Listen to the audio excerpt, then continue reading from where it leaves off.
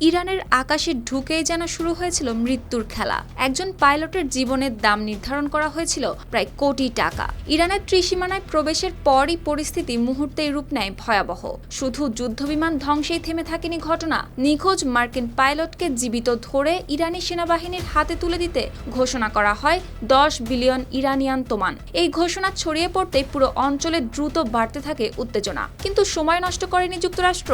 খবরটি ট্রাম্পের কানে পৌঁছানোর 24 ঘন্টার মধ্যেই নেওয়া হয় ব্যবস্থা। কয়েক ডজন যুদ্ধবিমান পাঠিয়ে শুরু করা হয় উদ্ধার অভিযান। অবশেষে নিখোঁজ ক্রুকে নিজেদের হেফাজতে ফিরিয়ে আনে যুক্তরাষ্ট্র। পুরো ঘটনাটি যেন হার মানিয়েছে যুদ্ধের সিনেমাকেও। বার্তা দিল, ঝুঁকি যতই বড় হোক, নিজেদের মানুষকে ফিরিয়ে আনতে কখনোই পিছপা হয় না যুক্তরাষ্ট্র।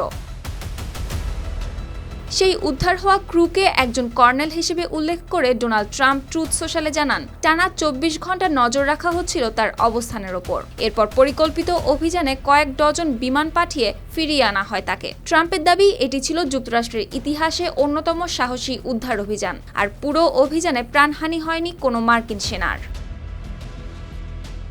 শুক্তি রায়, RTV।